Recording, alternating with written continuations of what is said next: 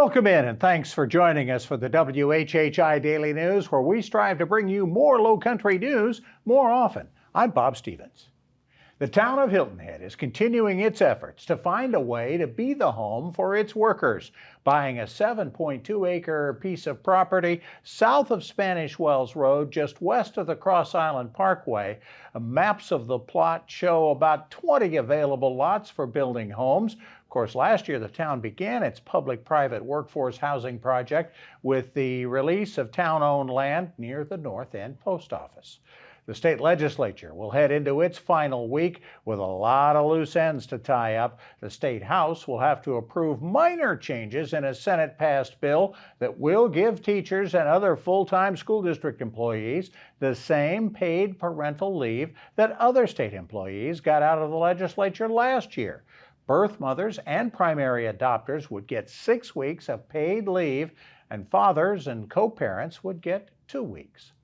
With much hoopla, Governor McMaster has signed the bill that will eventually allow up to 15,000 students in the state to use public money to go to private schools. Republicans have been working on this bill for 20 years and through 3 governors to create what are called education scholarship accounts. Starting in the fall of 2024, they'll help parents get up to $6,000 a year to pay for private school tuition and other fees.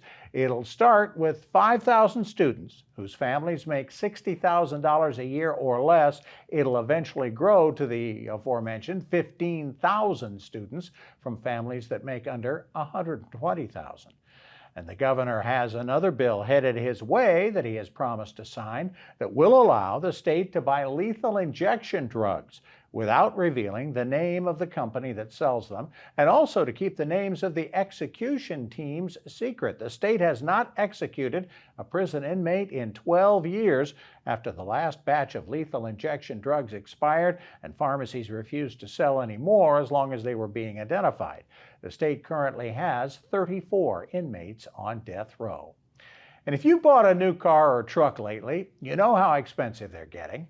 How about buying a new fire truck? The Beaufort Port Royal Fire Department just took delivery on a new pumper truck that cost almost $950,000. But it does include special rescue tools, a cardiac monitor, and an extended warranty, so they won't be getting those phone calls. The new truck replaces a 12-year-old pumper that will move to reserve status as the fleet is rolled over every 10 years or so. For more information on these and other Lowcountry stories, we invite you to visit the sources listed on your screen. Spring sports heating up. It is playoff time. It is getting down toward the end of playoff time for our high schools. Justin Jarrett has the latest on our sports report. Hey, it's time for Last Night in the Lowco on WHHI, powered by LowcoSports. The wheels were starting to wobble for the Beaufort High baseball team at the end of the regular season, but now the Eagles have righted the ship and they're in the driver's seat. Chase McKelvey racked up 10 strikeouts over 5 innings, and Zach Talbert closed it out and had a pair of hits to lead Beaufort to a 7-3 win over Loras last night. The Eagles will host the district championship game on Monday. Wade Hampton will have to win the district title the hard way after falling 7-3 to a scrappy Chirac team to fall into the elimination bracket. While Whale Branch and Battery Creek were eliminated, and Calhoun Academy walked off Colleton Prep 5-4 to win their first round series in Skeeza 2A. Colleton County softball suffered its first loss of the Class 4A lower state tournament, falling 15-7 in North Myrtle Beach, and Bluffton bowed out with a 12-2 loss at Lucy Beckham. But May River stayed alive, beating Greenville 11-5. Every batter in the Sharks lineup had at least one hit, with Caroline Sapacek going 3 for 4 with 2 doubles and 2 RBIs to lead the way. May River's girls soccer team also extended its season with a 1-0 upset on the road at Myrtle Beach. Clean sheet for Madison Hahn and the Sharks defense, earning a rematch with region rival Lucy Beckham in round 3. It was the end of the road for the girls from Bluffton and Beaufort. Rivals John Paul II and Hilton Head Prep split on the pitch last night. Prep's girls won 2-1, and JP2's boys responded with a 4-0 victory as both wrapped up region titles. For LowcoSports and WHHI, I'm Justin Jarrett. Until next time, go Lowco.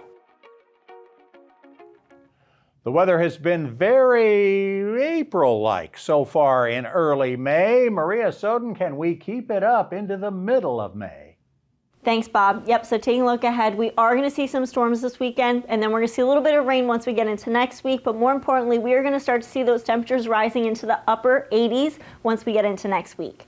Taking a look at Saturday, however, it's going to be sunny to partly cloudy with a passing shower during the day. Hilton is going to have a high of 77, a low of 68. Bluffton's going to have a high of 79, a low of 66, and Beaufort's going to have a high of 78, a low of 65. Come Sunday, it's going to be sunny to partly cloudy with scattered thunderstorms throughout the day, but should be clearing up by the evening. Hilton is going to have a high of 79, a low of 67. Bluffton's going to have a high of 82, a low of 66. And Beaufort's going to have a high of 81 and a low of 66. The sunrise for this weekend is going to be at 6:32 and sunset's going to be at 8:07. Taking a look at the beach tides, Saturday high tide is going to be at 10:26 a.m. and low tide is going to be at 5:30 p.m. And then come Sunday, high tide is going to be 11:09 a.m. and low tide is going to be at 6:13 p.m. Taking a look into next week, Monday is going to be sunny with the highs in the 80s and lows in the upper 60s. Come Tuesday, it's going to be partly cloudy with scattered showers throughout the day, but should be clear by the evening. Highs are going to be in the upper 80s and lows in the 70s. And then come Wednesday, it's going to be cloudy with the highs in the upper 80s once again and lows in the 70s. That's it for today. Let's head it back to the desk.